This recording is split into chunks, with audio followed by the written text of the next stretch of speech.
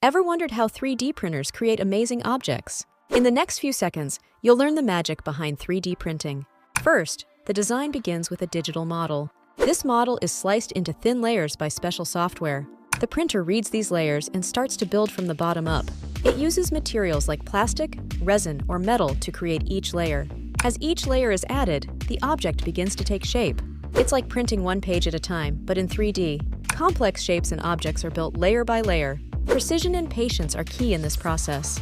By the end, you have a fully formed 3D object. Like what you see? Subscribe for more!